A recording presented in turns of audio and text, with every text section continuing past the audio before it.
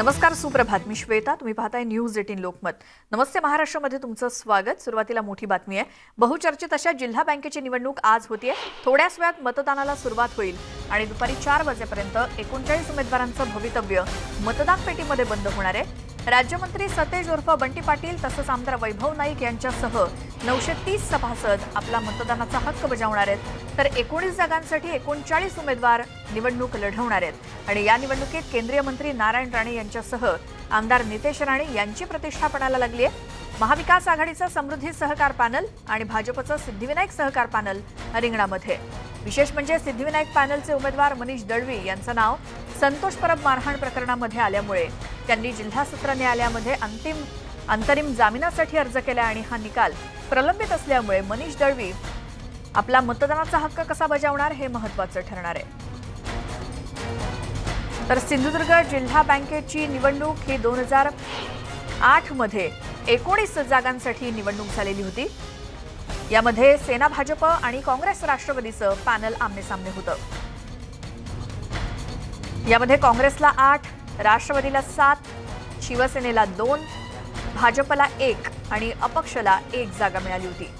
2008ला झालेली सिंधुदुर्ग जिल्हा बँक निवडणूक यामध्ये 19 जागांसाठी 2008ला निवडणूक झाली होती आणि आता 19 जागांसाठी 39 उमेदवार रिंगणामध्ये आहेत. महाविकास आघाडीचं समृद्धी सहकार पॅनल विरुद्ध भाजपचं सिद्धिविनायक सहकार पॅनल.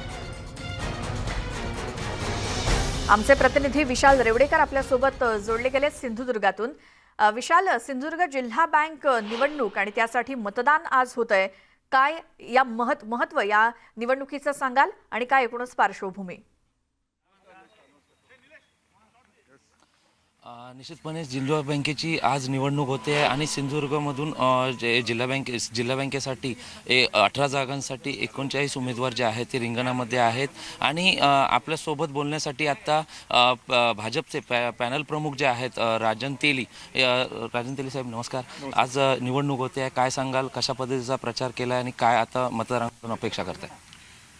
जिल्हा बँकेची निवडणूक ही खऱ्या अर्थाने या राज्यासाठी आता महत्त्वाची झाली आपल्या सगळ्यांच्या माध्यमातून. एकच सांगेन की जिल्हा बँकेच्या माध्यमातून या जिल्ह्यातल्या आणि कोकणातल्या लोकांना, इथल्या तरुण तरुणांना रोजगार मिळावा हा प्रमुख उद्देश आहे. इथले बागायतदार असतील, इथले शेतकरी असतील, इथले मच्छीमार असतील, ह्यांना ह्या ठिकाणी न्याय मिळावा ह्या उद्देशाने आम्ही ही निवडणूक लढवतो आणि त्या दृष्टीने ही निवडणूक महत्त्वाची आहे. निश्चितपणे ज्या पद्धतीत ही निवडणूक प्रतिष्ठेची झालेली आहे राणेंसाठी आणि यामध्ये कुठेतरी नितेश राणे यांचा अभाव जाणवला, काय सांगाल, त्याचा कुठे परिणाम होऊ शकतो का? इथे कसं आहे की निश्चितपणे त्यांनी अतिशय चांगल्या प्रकारचं काम आमदार नितेश राणे यांनी केलेलं होतं. परंतु आज जरी नसले तरी पूर्ण टीम गेली 6 महिने या ठिकाणी काम करते आणि म्हणून इथल्या सगळ्या कार्यकर्त्यांच्या जोरावर ही निवडणूक आम्ही 100% जिंकणार. निश्चितपणे उद्या एक निकाल जाहीर होईल या जिल्हा बँकेचा आणि आज एक निकाल लागतोय, त्या संदर्भात काय सांगाल? आज आमदार नितेश राणे यांच्या अटकपूर्व जामिनावर सुनावणी आहे, त्याचा निकाल जो आहे तो आज लागणार आहे, काय सांगाल? दोन्ही निकाल हे भारतीय जनता पक्षाच्या बाजूनेच लागणार. धन्यवाद. हे होते राजन तेली जे भाजपचे पॅनलचे जे आहेत सिद्धिविनायक पॅनलचे प्रचार प्रमुख. त्यांनी सांगितलं की दोन्ही विजय जो आहे तो विजय आपलाच होणार. आपल्यासोबत सतीश सावंत आहेत. सावंत साहेब लाईव्ह जी विशाल, आपण पाहू शकतो या ठिकाणी जिल्हा बँकेची जी निवडणूक आहे ती सुरू झालेली आहे. निवडणुकीची प्रक्रिया सकाळी 7 वाजल्यापासून संध्याकाळी 4 वाजेपर्यंत ही निवड प्रक्रिया चालू राहील आणि आपण पाहू शकतो की या ठिकाणी कणकवलीमध्ये आपण मतदार केंद्रावर आहोत आणि मोठ्या प्रमाणात पोलीस बंदोबस्त देखील ठेवण्यात आलेला आहे. आताच भाजपचे राजन तेली होते ज्यांनी सिद्धिविनायक पॅनलचे जे प्रचार प्रमुख आहेत त्यांनी आपला विजय हा दोन्ही बाजूने म्हणजे जिल्हा बँकेत देखील आणि उद्या जी जिल्हा बँकेचा जो निकाल लागेल आणि आज आमदार नितेश राणे जे आहेत यांचा अटकपूर्व जामिनावर जो सुनावणी होणार आहे याबद्दल आपलं मत जे आहे ते दोन्ही बाजूंनी आपला विजय निश्चित केलेला आहे. जी विशाल, तुम्ही लाईनवरती असेच राहा, कारण आणखी एक महत्त्वाची बातमी आपल्याला पाहायची आणि त्याच संदर्भात तुमच्याकडनं माहिती जाणून घ्यायची अधिक. ही बातमी आहे आमदार नितेश राणे यांच्या जामीन अर्जावरती आज जो काही निर्णय दिला जाणार आहे या संदर्भातली. संतोष परब हल्ल्याप्रकरणी जिल्हा सत्र न्यायालय सिंधुदुर्ग या ठिकाणी अटकपूर्व जामिनावरची सुनावणी पूर्ण झाली आणि कोर्टामध्ये काल दोन्ही बाजूंचा युक्तिवाद संपलेला आहे. संतोष परब हल्ल्याप्रकरणी नितेश राणे यांच्यावरती अटकेची टांगती तलवार कायम आहे. नितेश राणेंना जेल होणार की बेल मिळणार याचा निर्णय आज आपल्याला कळणार आहे. आज तो निर्णय जाहीर होईल. संतोष परब हल्ल्याप्रकरणी नितेश राणे यांना अटक होणार की नाही हे आज स्पष्ट होणार आहे. मंगळवारी कोर्टानं नितेश राणेंना अंतरिम जामीन देण्याची मागणी फेटाळून लावली होती. दरम्यान भाजपचे आमदार नितेश राणे हे नेमके आत्ता कुठे आहेत याचं देखील गूढ कायम आहे. दुसरीकडे कोर्टाच्या निर्णयाच्या पार्श्वभूमीवर पोलीस बंदोबस्तामध्ये वाढ करण्यात आली आहे.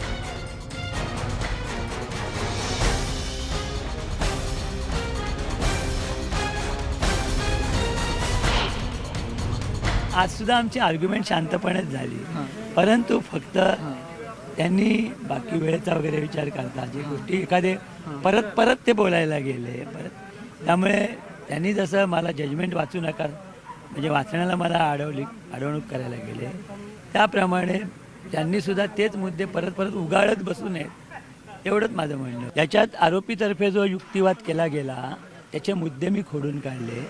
त्याचप्रमाणे यात ज्या ऑनरेबल सुप्रीम कोर्टाच्या जे निकाल असतात पूर्वीचे ते दिशादर्शक असतात.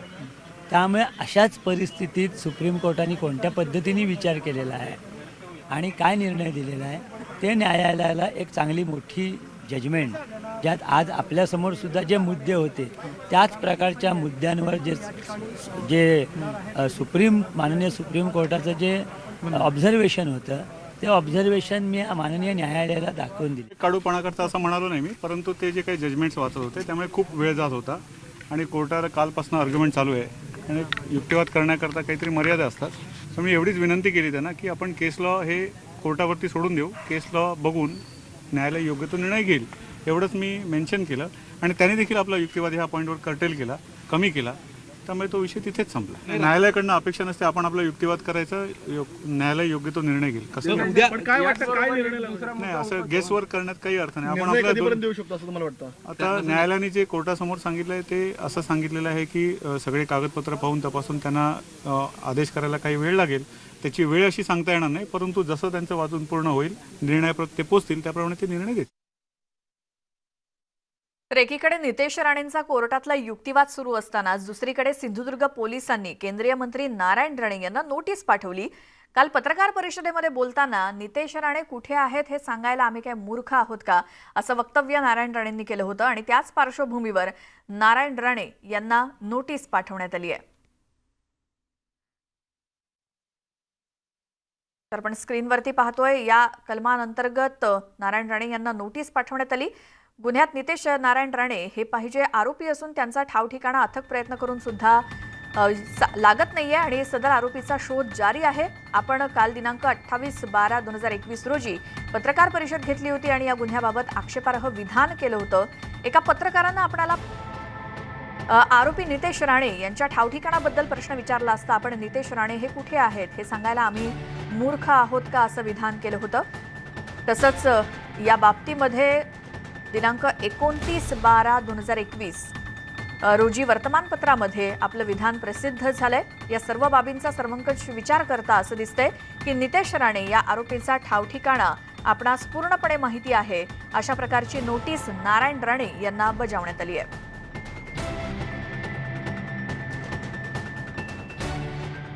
मात्र या सगळ्यामध्ये सुद्धा एक नाट्य रंगलेलं आहे. कारण ही नोटीस मिळालीच नसल्याचं नारायण राणेंनी माध्यमांना सांगितल्यानंतर पोलिसांनी सिंधुदुर्गातल्या नारायण राणेंच्या घरी जाऊन त्यांच्या घराच्या भिंतीवरच ही नोटीस चिकटवली.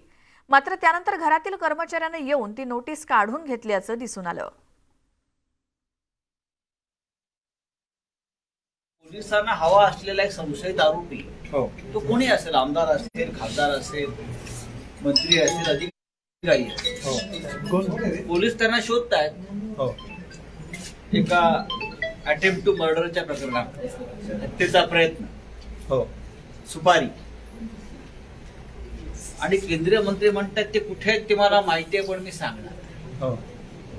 हे सरळ सरळ इंडियन पिनल कोड अमुक अमुक कलमानुसार हे सरळ कायद्याचं उल्लंघन आहे. आपण जबाबदार मंत्री आहात, या देशाचे केंद्रीय मंत्री आहात, आपण राज्याचे मुख्यमंत्री होता. आपण पोलिसांना सहकार्य करणं, कायद्याला सहकार्य करणं हे आपल्या सगळ्यांचं कर्तव्य आहे. पोलीस ज्या प्रकारे एकांगी वागतायत, या महाराष्ट्रातल्या दरोडेखोरांना पकडायला त्यांना वेळ नाही, बलात्कारांना पकडायला त्यांना वेळ नाही. महाराष्ट्रामध्ये जे लोक वेगवेगळ्या प्रकारच्या अपराधिक काम करतात ते पकडायला वेळ नाही. त्या जिल्ह्यामध्ये सट्टा पट्टा सगळं चाललेलं आहे, त्याकरता वेळ नाही. पण नारायण राणेंच्या घरी जाऊन नोटीस द्यायला त्यांना वेळ आहे. अशा प्रकारचं हे जे काही कार्य चाललेलं आहे, आम्ही याचा निषेध करतो आणि आम्ही राणे साहेबांच्या पाठीशी भारतीय जनता पार्टी भक्कमपणे उभी राहील. याच संदर्भात अधिक माहिती आपण घेऊयात. आमचे प्रतिनिधी सिंधुदुर्गातून विशाल रेवडेकर आपल्यासोबत फोन लाईनवरती जोडले गेलेत. विशाल, एकतर नितेश राणे यांच्या जामीन अर्जावरची सुनावणी आज, त्या संदर्भातला निर्णय आपल्याला कळणार आहे. दुसरीकडे नारायण राणे यांच्या पत्रकार परिषदेतल्या विधानाबद्दल त्यांना पुन्हा पोलिसांकडून नोटीस जी बजावण्यात आलेली आहे, मात्र त्याचा त्यांनी इन्कार केलाय. अशी नोटीस काही मिळालीच नाही. या संपूर्ण घटनाक्रमाविषयी निश्चितपणे ज्या पद्धतीत राणे म्हणतात की आपल्याला नोटीस मिळाली नव्हती आणि त्यानंतर ज्या पद्धतीत त्यांचं म्हणणं होतं की आपल्याला नोटीस मिळाली नसेल आणि आपण कामात होतो त्यामुळे आपल्याला ह्या संदर्भात माहिती नाही. मात्र पोलीस स्टेशन मधून पोलीस कर्मचारी आणि अधिकारी असतील यांनी राणेंच्या थेट बंगल्यावर जात त्यांच्या बंगल्यालाच नोटीस चिकटवली आणि या नोटीसचं उत्तर देते वेळी नारायण राणे यांनी स्पष्ट शब्दात सांगितलं की मी सध्या कामामध्ये आहे आणि मला वेळ मिळेल त्यावेळी मी पोलीस स्टेशनला येऊन त्यांनी व्हीसीची पण मागणी केली होती. मात्र व्हीसी ही नाकारल्यामुळे त्यांनी स्वतः पोलीस स्टेशनला हजर राहून आपण आपली काय जी माहिती असेल ती देण्याचं कबूल केलं. त्याचप्रमाणे आमदार नितेश राणे यांचा जामीन अर्जावर निकाल जो असेल तो प्रलंबित असलेला निकाल आज जाहीर होईल आणि त्यामध्ये नितेश राणे यांची सुटका होते की त्यांना अटक होते हे निश्चितच पाहावं लागेल आणि या निकालाकडे संपूर्ण महाराष्ट्राचं लक्ष जे आहे ते लागून राहिलेलं आहे. जी विशाल, धन्यवाद तुम्ही दिलेल्या माहितीसाठी. त्यामुळे आज आता नितेश राणे यांच्या जामीन अर्जावरती काय सुनावणी कोर्ट देत आहे किंवा काय निर्णय देत आहे हे तर पाहणं महत्त्वाचं आहेच. त्याचसोबत नारायण राणे यांना देखील नोटीस बजावण्यात आली आहे. आणि आता पुढच्या बातम्यांकडे वळतोय. राज्यामध्ये कोरोनाच्या रुग्णसंख्येत मोठी वाढ झाली आहे. गेल्या 24 तासात तब्बल 3,900 नव्या कोरोना रुग्णांची भर पडली आहे आणि त्यामुळे संपूर्ण राज्याची चिंता वाढली आहे. दुसरीकडे मुंबईमध्ये तब्बल 2,510 नव्या कोरोना रुग्णांची भर पडली. राज्यामध्ये 85 नव्या ओमायक्रॉनच्या रुग्णांची देखील वाढ झाली आहे. त्यामुळे धोका वाढत असल्याचं दिसतंय. लोकांनी कोरोना नियमांचं पालन करण्याचं आवाहन सरकारकडून करण्यात आलंय. आता बातमी आहे मुंबईची चिंता वाढवणारी, कारण गेल्या 24 तासात मुंबईमध्ये तब्बल 2,510 इतक्या नव्या कोरोना रुग्णांची भर पडली आहे. त्यामुळे मुंबईची चिंता वाढली आहे. 251 रुग्णांना डिस्चार्ज मिळालाय. एका रुग्णाचा उपचारादरम्यान मृत्यू झालाय आणि शहरात एकूण सक्रिय रुग्णांची संख्या आता 8,000च्या वर पोहोचली आहे. मुंबईमध्ये 53 नव्या ओमायक्रॉन रुग्णांची भर पडली आहे आणि मुंबईत आतापर्यंत ओमायक्रॉनचे तब्बल 137 रुग्ण झालेत. त्यामुळे नव्या व्हेरियंटनं मुंबईकरांच्या चिंतेत आणखी भर घातली आहे. मुंबईमध्ये वाढता धोका लक्षात घेता जर आपण प्रत्येक दिवसाची आकडेवारी पाहिली तर 25 डिसेंबरपासून सुरुवात करूयात. 25 तारखेला 757 कोरोना रुग्ण होते एका दिवसातले. त्यानंतर 26 तारखेला ही संख्या वाढून 922 झाली. 27 तारखेला 809 रुग्ण एका दिवसात सापडले. त्यानंतर 28 तारखेला 1,377 रुग्ण एका दिवसात. अचानकपणे ही प्रचंड वाढलेली संख्या आणि 29 डिसेंबरला तर 2,510 रुग्ण फक्त मुंबईमध्ये एका दिवसात सापडले.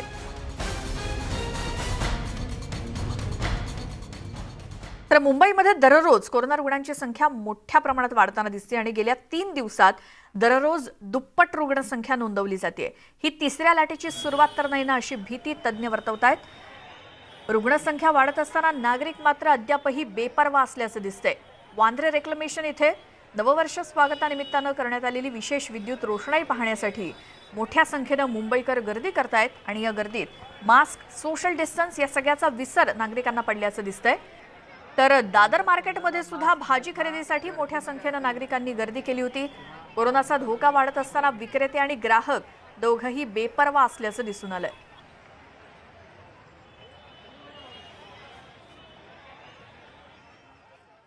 थेट जाऊयात मुंबईमधून. विशाल पाटील आमचे प्रतिनिधी आपल्यासोबत आहेत. विशाल, या आधी सुद्धा अनेक असे प्रसंग मुंबईनं काय आणि राज्यानं पाहिलेले आहेत, त्यामध्ये रुग्णसंख्या कमालीची वाढत असताना मुंबईकरांनी किती सजग आणि सतर्क राहणं गरजेचं आहे याची कल्पना आपल्याला गेल्या काही महिन्यांमध्ये आहे.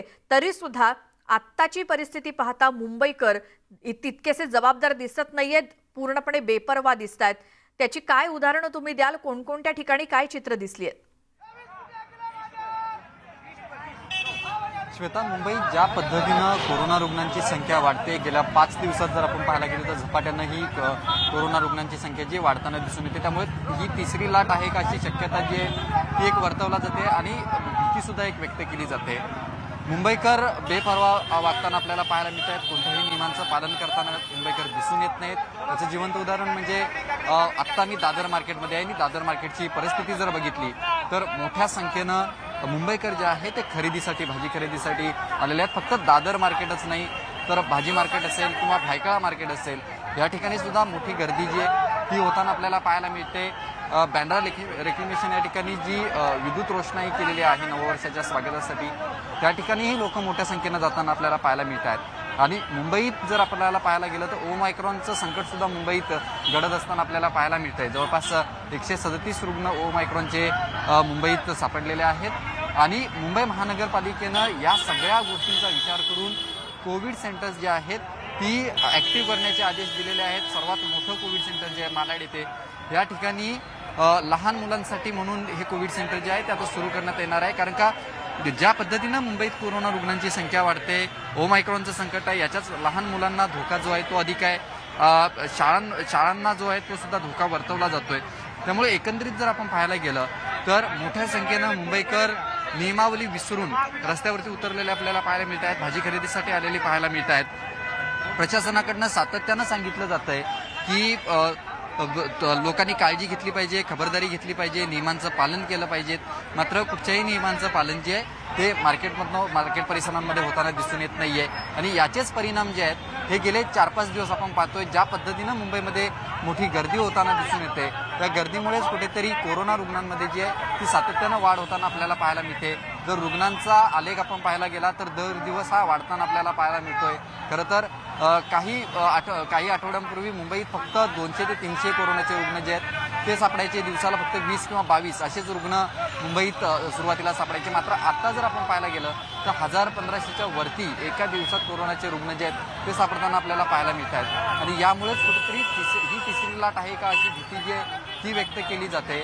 आणि मोठ्या संख्येनं मुंबईकर जे आहेत हे नियमावलीचं भान विसरून रस्त्यावरती उतरल्यामुळे अशा पद्धतीचे परिणाम जे आहेत ते समोर येताना पाहायला मिळत आहेत. त्यामुळे आता मुंबईकरांनी अधिक सतर्क राहिलं पाहिजेत आणि नियमावलीचं पालन जे आहे ते केलं पाहिजे. श्वेता. जी विशाल, धन्यवाद तुम्ही दिलेल्या माहितीसाठी. मुंबईतल्या एकंदरीत परिस्थितीचा आढावा घेतला. मात्र मुंबईकरांनी वेळीच सतर्क होणं गरजेचं आहे, नाहीतर मग लॉकडाऊनशिवाय पर्याय नसणारे याची देखील कल्पना आपल्याला आहेच. मात्र त्यामुळेच परिस्थिती पाहून काय ते मास्क वापरणं किंवा गर्दी न करणं ही सगळी काळजी घेणं आत्ताच गरजेचं आहे. मुंबईनंतर आता उस्मानाबादमध्ये सुद्धा एकाच दिवशी जिल्ह्यामध्ये 19 कोरोनाबाधित रुग्ण आढळलेत. एकट्या वाशी शहरामध्ये 11 रुग्ण आढळलेत आणि 6 जण एकाच कुटुंबातले रुग्ण आहेत. त्यांची हिस्ट्री शोधण्याचं काम प्रशासनानं सुरू केलंय. 19 पैकी 11 जणांचं वय 40 पेक्षा अधिक आहे. गेल्या 5 महिन्यांपासून कोरोनाची रुग्णसंख्या स्थिर आहे. आकडा अचानक वाढल्यामुळे चिंता वाढली आणि जिल्ह्यात या आधी सुद्धा ओमायक्रॉनचे 5 रुग्ण सापडलेले आहेत. आमचे प्रतिनिधी उस्मानाबादहून बालाजी निरफळ आपल्यासोबत फोन लाईनवरती आहेत. बालाजी, एकतर उस्मानाबादमध्ये ओमायक्रॉनचे सुद्धा रुग्ण सापडलेले आहेत, ते बरे देखील झाले असतील. मात्र एकाच दिवसामध्ये जर 19 रुग्ण कोरोनाचे सापडत असतील तर मग त्याची कारणं काय आहेत हे देखील शोधणं गरजेचं आहे. त्यामुळे प्रशासनानं काय पावलं उचलायला सुरुवात केली आहे? श्वेता, त्या पद्धतीने दुसऱ्या लाटेत जर उस्मानाबादची जिल्ह्याची कोरोनाची परिस्थिती पाहिली तर अत्यंत धक्कादायक अशी उस्मानाबाद जिल्ह्याची परिस्थिती राहिलेली आहे. मृत्यूचा दर जो होता कोरोनाचा तो सर्वाधिक राज्यात राहिलेला आहे. त्यामुळे कोरोनाचा जो आलेख जो आहे तो उस्मानाबाद जिल्ह्यात फारसा चिंता वाढवणार आहे. गेली 5 महिन्यापासून रुग्णसंख्या जी होती ती स्थिर होती. मात्र काल जी 700 तपासण्या झालेल्या आहेत उस्मानाबाद जिल्ह्यात, त्याच्यामध्ये 19 कोरोनाबाधित रुग्णसंख्या जी आहे ती आढळून आली. गेली 5 महिन्यापासून रुग्णसंख्या स्थिर होती. मात्र 2 अंकी जो आकडा आहे तो काल उस्मानाबाद जिल्ह्यात आढळून आलेला आहे. त्यात गांभीर्याची बाब ही जर बघितली तर त्याच्यामध्ये वाशी शहर जे आहे त्या वाशी शहरात 11 एकाच कुटुंबातली जर म्हणजे शहरात 11 रुग्ण जे सापडलेले आहेत त्यामध्ये 6 जण जे आहेत ते एकाच कुटुंबातील आहेत. आणि हे 6 जण जे एका कुटुंबातील त्याची हिस्ट्री शोधण्याचं जे काम आहे ते प्रशासन करत आहे.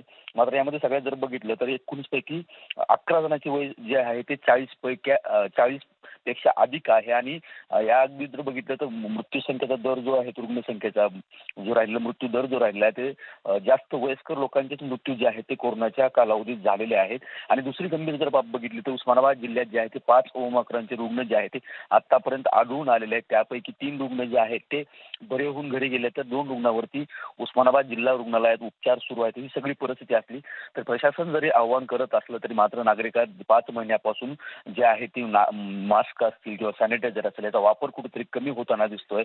आताच परिस्थिती बघितली तर 2 अंकी रुग्णसंख्या वाढलेली आहे. 25 जण आता उस्मानाबाद जिल्ह्यात रुग्ण उपचार घेत आहेत कोरोनाचे. त्यामुळे आता प्रशासन जरी आव्हान करीत असलं तरी नागरिकांनी सुद्धा आता जे मास्क असतील किंवा सॅनिटायझर असतील तिसरी लाट जर थोपवायची असेल तर उस्मानाबाद जिल्ह्यातील नागरिकांनी सतर्क राहून ह्याचा वापर सुरू करणं स्वतः गरजेचं आहे. जी बालाजी, धन्यवाद दिलेल्या माहितीसाठी. तर उस्मानाबादमध्ये एका दिवसामध्ये 19 रुग्ण आढळलेत आणि त्यापैकी 6 रुग्ण हे एकाच कुटुंबातले आहेत आणि इतर असे रुग्ण मिळून एका दिवसात रुग्णसंख्या 19 वाढली. याआधी ओमायक्रॉनचे 5 रुग्ण देखील उस्मानाबादमध्ये सापडलेले होते. त्यामुळे आता जिल्हा प्रशासनानं लगेचच पावलं उचलायला सुरुवात केलेली आहे. जे कोणी कोरोना पॉझिटिव्ह सापडलेत त्यांची ट्रॅव्हल हिस्ट्री शोधण्याचं काम प्रशासनानं सुरू केलंय. संपूर्ण राज्यामध्ये कोरोना रुग्णसंख्येत सातत्यानं वाढ होते आणि वाढत्या रुग्णसंख्येमुळे आरोग्यमंत्री राजेश टोपे यांनी पत्रकार परिषद घेऊन नागरिकांना सतर्कतेचा इशारा दिलाय. मुख्यमंत्री उद्धव ठाकरेंच्या नेतृत्वाखाली आज किंवा उद्या टास्क फोर्सची बैठक होणार असून या बैठकीत राज्यातील निर्बंधांवर चर्चा केली जाणार असल्याची माहिती टोपेंनी दिली. तसंच 31 डिसेंबरच्या पार्श्वभूमीवर पार्ट्यांवर निर्बंध लावण्यात आले असल्याचं राजेश टोपे म्हणाले. माननीय मुख्यमंत्री महोदयांच्या नेतृत्वाखाली जी मीटिंग होईल, कदाचित आज वेळ दिला तर आज, उद्या वेळ दिला तर उद्या, त्या दृष्टिकोनातून योग्य तो निर्णय, कदाचित रेस्ट्रिक्शन्सच्या थोड्याफार अधिक रेस्ट्रिक्शन्स वाढवण्याची गरज निर्माण होऊ शकेल. टास्क फोर्सचं सुद्धा मत त्याच्यामध्ये घेतलं जाऊ शकेल. कारण आज आपण बघतोय की लग्न असतील किंवा मोठे कार्यक्रम असतील ते जरा अत्यंत बिनदिक्कतपणे काही त्याच्यात रेस्ट्रिक्शन्स न पाळता त्या ठिकाणी केले जात आहेत. आणि म्हणून यावर जरा अधिक पोलीस विभागाला सुद्धा आणि प्रशासनाला सुद्धा सांगून बंधनं आणावे लागतील.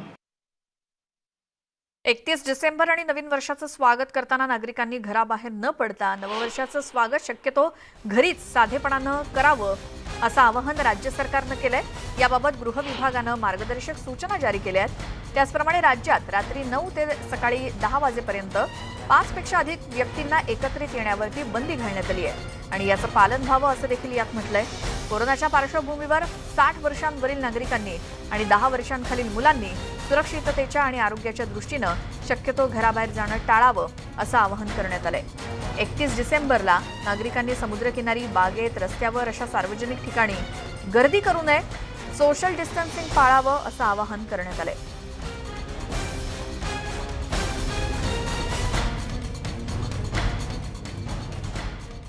एक छोटासा ब्रेक इथे घेतोय.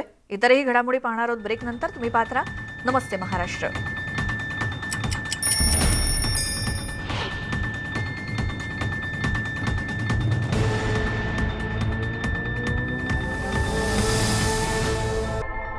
ब्रेक नंतर तुमचं स्वागत नमस्ते महाराष्ट्रमध्ये. यावेळेला एक मोठी बातमी येते. अखेर कालीचरण महाराजला अटक करण्यात आली आहे. खजुराहोतील हॉटेलमधून कालीचरणला अटक झाली आहे. कालीचरणला रायपूर पोलिसांनी अटक केली आहे. राष्ट्रपिता महात्मा गांधी यांच्यावरती टिप्पणी केली होती आणि टिकरापारा पोलीस ठाण्यामध्ये त्याच्या विरोधात गुन्हा दाखल झालेला होता आणि अखेर कालीचरण महाराजला अटक करण्यात आलेली आहे.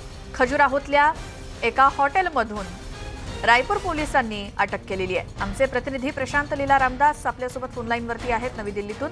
प्रशांत, कालीचरण महाराजला अटक करण्यात आलेली, काय आरोप होते, काय पार्श्वभूमी?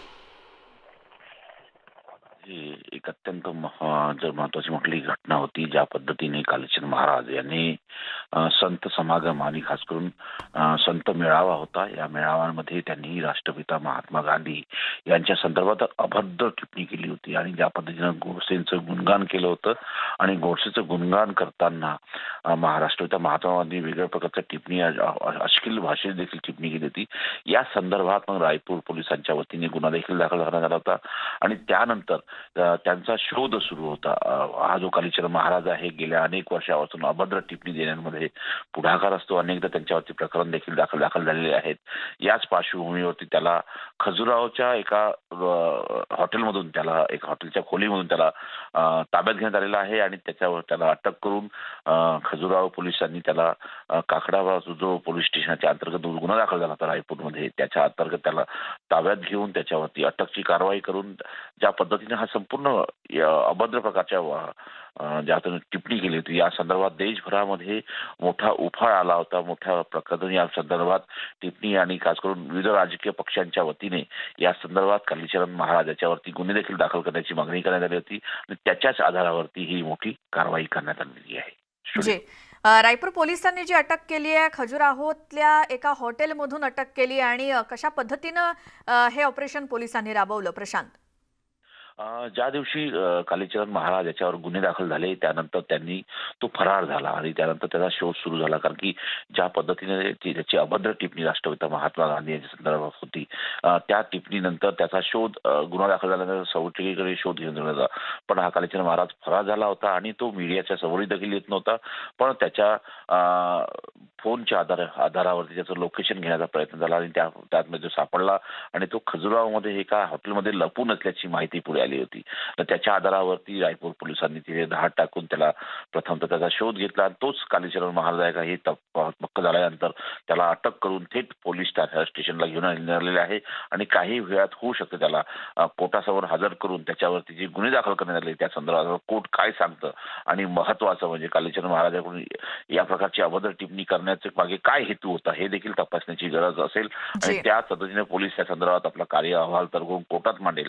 पण महत्वाचं म्हणजे त्याच्या भ्रमणध्वनीच्या आधारावरती त्याचं लोकेशनची माहिती पडली आणि त्याच आधारे त्याला अटक करण्यात आलेली आहे. प्रशांत, धन्यवाद या सगळ्या माहितीसाठी. तर रायपूर पोलिसांनी कारवाई करत खजुराहोतून कालीचरण महाराजला अखेर अटक केलेली आहे. कोर्टासमोर हजर केलं जाईल. राष्ट्रपिता महात्मा गांधी यांच्यावरती केलेल्या टिप्पणी प्रकरणी त्यांना अटक झाली आहे.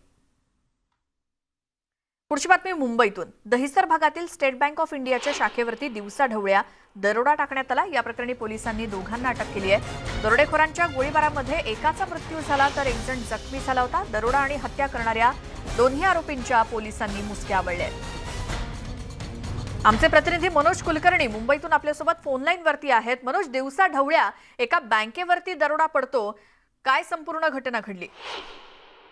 अगदी बरोबर आहे. काल साधारणतः दुपारी 3:30 वाजेच्या सुमारास दहिसर पश्चिमेला असलेली बँक होती, स्टेट बँक आहे आणि या स्टेट बँकेमध्ये 2 आरोपी आले ज्याच्या हातामध्ये शस्त्र होते. त्यातल्या एकाच्या हातामध्ये पिस्तूल होते आणि त्या पिस्तूलच्या धाकाने जे बँकेतले कॅश काउंटर होतं तिथे तो गेला आणि तिथून त्यांनी 2.5 ते 3 लाख रुपये कॅश असलेली ती होती ती बॅग मध्ये भरले आणि त्याचा विरोध करत असताना संदीप धुमरे म्हणून आहे, त्यांनी विरोध केला असता त्याच्यावर गोळी सुद्धा झाडली. तर सुरक्षा रक्षक होता, तो सुरक्षा रक्षक सुद्धा याचा विरोध करत असताना त्याला सुद्धा जखमी केलेलं आहे.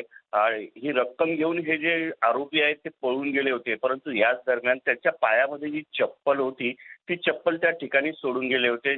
या ठिकाणी जेव्हा पोलिसांना याची माहिती मिळाली, पोलीस आले, त्याचबरोबर वरिष्ठ अधिकारी सुद्धा आले, श्वान पथक घेऊन आले.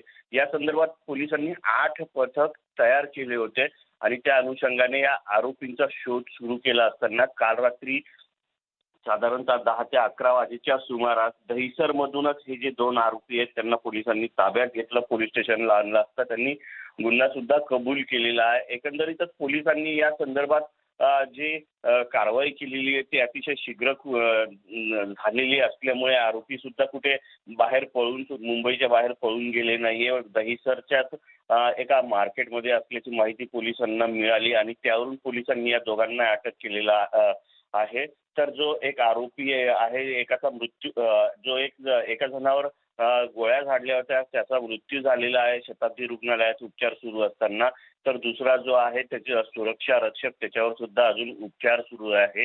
त्याची तब्येत सुद्धा चांगली असल्याची माहिती पोलिसांकडून मिळत आहे. परंतु पोलिसांनी हे सगळं हा सगळा जो प्रकार घडलेला आहे त्यावर तात्काळ कारवाई करत दोन्ही आरोपींना पैशासह आणि शस्त्रासह सुद्धा अटक केल्याची माहिती पोलिसांनी दिलेली आहे. जी मनोज, धन्यवाद तुम्ही दिलेल्या माहितीसाठी.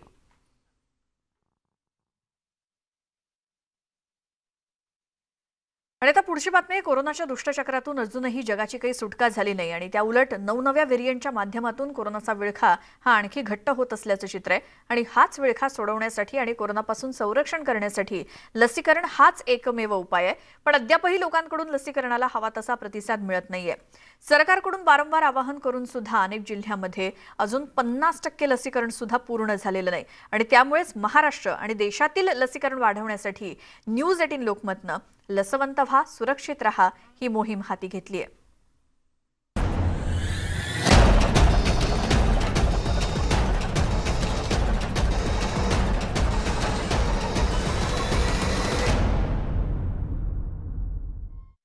जगभरात ओमायक्रॉनची दहशत निर्माण होत असताना महाराष्ट्रातल्या काही जिल्ह्यातील लसीकरणाचा वेग मात्र मंदावलाय आणि लसीकरणाचा वेग वाढावा यासाठी वाशिम जिल्ह्यात आरोग्य विभागानं विविध उपाययोजना केल्यात. काही ठिकाणी याचा परिणाम जाणवला तर काही ठिकाणी नाही. नेमकं असं का घडतंय, काय आहेत याची कारणं, याचा वाशिम मधला हा खास रिपोर्ट.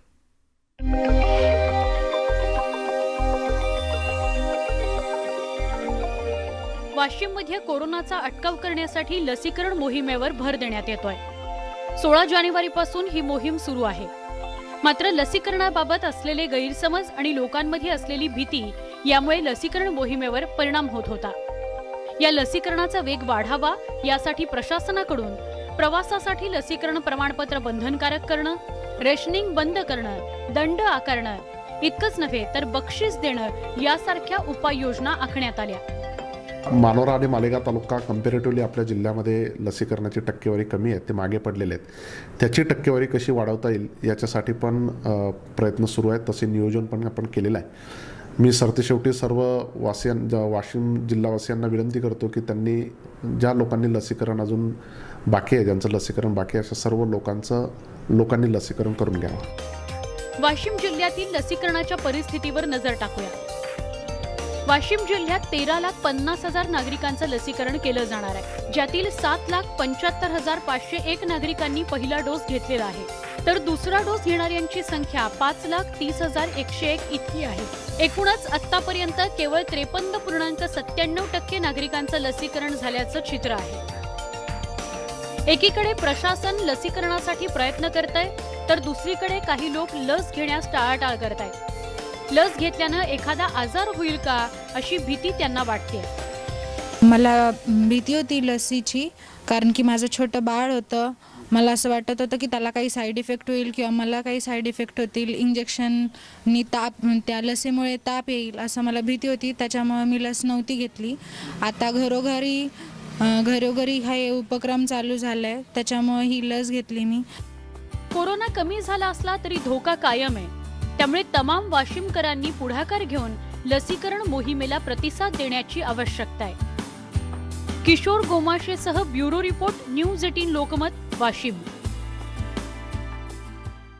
याच संदर्भात वाशिम मधली स्थिती आपण जाणून घेऊयात. आमचे प्रतिनिधी किशोर गोमाशे आपल्यासोबत जोडले गेलेत.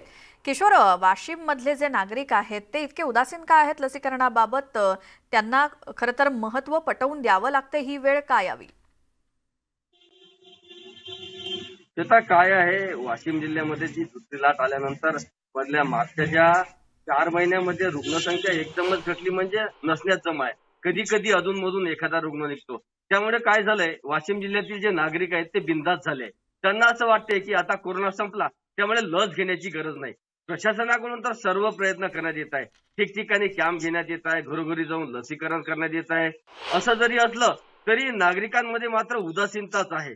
प्रशासनानं विविध दंडाच्या योजना केल्या. जे वाहनधारक आहे किंवा जे सार्वजनिक वाहनांमध्ये प्रवास करणारे प्रवासी आहे, यांच्याकडे जर लसीकरणाचं प्रमाणपत्र नसेल तर त्यांना दंडही आकारले. रेशनिंग देखील बंद केलं होतं.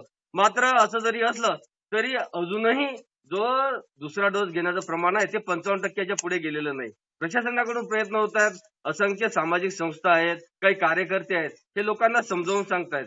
तरी देखील नागरिक आणखी उदासीनच आहेत. जी किशोर, धन्यवाद तुम्ही दिलेल्या माहितीसाठी. एकतर वाशिममध्ये जी काही परिस्थिती आहे यामध्ये कोरोना विरोधात लसीकरण करून घ्यायला नागरिक उदासीन दिसत आहेत आणि म्हणूनच प्रशासनाला एक प्रकारे जनजागृती करावी लागते की लस घेणं किती महत्त्वाचं आहे या कोरोनाच्या सगळ्या वातावरणामध्ये आणि परिस्थितीमध्ये. त्यामुळे वाशिममधला सुद्धा लसीकरणाचा टक्का वाढावा यासाठी प्रशासनाला प्रयत्न करावे लागत आहेत. जरी देश पातळीवरती किंवा राज्य पातळीवरती लसीकरणासाठी जनजागृती मोहीम हाती घेतली जाते, यामध्ये नेटवर्क 18 सुद्धा एक मोलाचं कार्य करते आणि या अंतर्गत लसीकरणासाठी म्हणजे लसवंत व्हा आणि सुरक्षित राहा अशा प्रकारचं आवाहन आम्ही देखील करतोय. या संदर्भात अधिक बोलूयात. वाशिमचे जिल्हाधिकारी अप्पर जिल्हाधिकारी शैलेश हिंगे आपल्या सोबत जोडले गेलेत. सर, स्वागत तुमचं न्यूज 18 लोकमत मध्ये. आता वाशिम मधला आम्ही संपूर्ण आढावा घेत होतो, त्यामध्ये असं लक्षात आलं की जे काही लसीकरणासाठी नागरिक पुढे येताना दिसत नाहीयेत, ही त्याची काय कारणं आहेत आणि जास्तीत जास्त लसीकरण व्हावं यासाठी प्रशासन काय करणार आहे? नमस्कार. सर्वात महत्वाचं, लोकांमध्ये बरेच गैरसमज होते, परंतु प्रशासनाने चांगले प्रयत्न करून त्याच्यामध्ये लसीकरण वाढवण्यासाठी प्रयत्न केलेले आहेत. त्याच्यामध्ये प्रामुख्याने सार्वजनिक ठिकाणी जाताना कोविड अप्रोप्रिएट बिहेवियर हे फॉलो करणं अत्यंत महत्वाचं होतं. लसीकरणाशिवाय तुम्हाला सार्वजनिक जागेवर कुठे एंट्री मिळणार नाही, अशा प्रकारचे गव्हर्नमेंटच्या आदेशानुसार आम्ही पण त्याची अंमलबजावणी केली होती जिल्ह्यामध्ये. आणि आता ओमिक्रॉनचा प्रसार पाहता आपण बघितलंय मागच्या 8 दिवसामध्ये साधारणतः दुपटीपेक्षा जास्त केसेस आता आलेल्या आहेत आणि मुंबईमध्ये त्याची सुरुवात झाली आहे. इतर जिल्ह्यामध्ये केसेस वाढत आहेत. तर या पार्श्वभूमीवर मी सर्व नागरिकांना आवाहन करू इच्छितो की त्यांनी लसीकरणाचे डोस पूर्ण करून घ्यावेत. धन्यवाद. जी, आणखी सर, काही ठिकाणी तर एक प्रकारे आमिष दाखवावं लागतंय नागरिकांना की तुम्ही लस घ्या मग तुम्हाला असा फायदा मिळेल किंवा आणखी काही गोष्टी. यामध्ये वाशिममध्ये आतापर्यंत किती लसीकरण झालंय, आणखी किती होणं बाकी आहे आणि त्यासाठी काही टार्गेट ठेवलंय का? होय, वाशिममध्ये पहिला डोस आम्ही जवळपास 80% पूर्ण केलेला आहे आणि दुसरा डोस जवळपास आम्ही 58% पूर्ण केलेला आहे. आणि हे टार्गेट आम्ही लवकरात लवकर पूर्ण करण्याचा प्रयत्न करतोय. त्याच्यामध्ये विविध NGOs असतील किंवा स्वस्त धान्य दुकानदार असतील, व्यापारी संघटना असतील, डॉक्टर्स, शिक्षण संस्था असतील, तर या सर्वांना आम्ही या प्रक्रियेमध्ये इन्व्हॉल्व्ह करून लसीकरण पूर्ण करण्याचा प्रयत्न करतोय. जी, आणखी त्याचसोबत लसीकरणासाठी बक्षीस असं जे काही प्रकार तिथे दिसतोय, म्हणजे त्याला तरी प्रतिसाद मिळतोय का? आणि एक प्रकारे ओमायक्रॉनच्या रूपानं जर तिसरी लाट येणार असेल किंवा तसं जे शक्यता वर्तवली जाते त्या पार्श्वभूमीवर सुद्धा तितकीच काळजी घेणं महत्त्वाचं आहे. आणि लोकांना तुम्ही न्यूज 18 लोकमतच्या माध्यमातून काय आवाहन कराल की लसीकरण किती महत्त्वाचं आहे या कोरोनाच्या पार्श्वभूमीवर? मी नागरिकांना एवढं सांगू इच्छितो की लसीकरण केल्यानंतर गंभीर अशा कोविडच्या जे सिम्पटम्स आहेत त्याला आपल्याला सामोरं जावं लागत नाही. म्हणजे रिसर्च मधून पण असं दिसून आलंय की लसीकरण घेतल्यानंतर व्हेंटिलेटरची किंवा ऑक्सिजन सपोर्टची आवश्यकता पडत नाही. त्यामुळे नागरिकांना या निमित्तानं मी सांगू इच्छितो की ज्यांनी लसीकरण घेतलेलं नाही त्यांनी लसीकरणाचे डोस घ्यावेत आणि आपलं लसीकरण पूर्ण करून घ्यावं, स्वतःला सुरक्षित ठेवावं आणि कुटुंबाला पण सुरक्षित ठेवावं. जी, शैलेश हिंगेजी, खूप धन्यवाद. तुम्ही न्यूज 18 लोकमतशी बोललात. वाशिमचे अप्पर जिल्हाधिकारी आपल्यासोबत फोन लाईनवरती होते, कारण यासाठीच की वाशिममध्ये थोडा लसीकरणाचा वेग मंदावलेला दिसतोय, नागरिक उदासीन दिसत आहेत आणि म्हणूनच वेगवेगळ्या युक्त्या लढवायला लागतायत की काहीतरी आमिष दाखवून मग नागरिकांना लस घेण्यासाठी उद्युक्त केलं जात आहे. आता बघूयात या सगळ्या प्रयत्नांना कसा प्रतिसाद मिळतोय नागरिकांचा, कारण लवकरात लवकर जास्तीत जास्त लसीकरण पूर्ण होणं हे गरजेचं आहे. तिसरी लाट उंबरठ्यावरती आहे आणि या पार्श्वभूमीवर लसीकरण पूर्ण होणं महत्त्वाचं आहे. आणि यासोबतच नमस्ते महाराष्ट्रमध्ये आता आपण इथेच थांबतोय. मात्र सगळ्या ताज्या बातम्यांच्या अपडेटसाठी न्यूज 18 लोकमतच्या यूट्यूब चॅनलला सबस्क्राईब करा. बाजूला असलेल्या बेल आयकॉनवर क्लिक करा. फेसबुक ट्विटरवरती सुद्धा आम्हाला फॉलो करत राहा. आणि महत्त्वाची आठवण, जाता जाता घराबाहेर पडत असाल तेव्हा मास्क आवर्जून वापरा, सॅनिटायझर सोबत ठेवा आणि सोशल डिस्टन्सिंगचं सुद्धा पालन करा.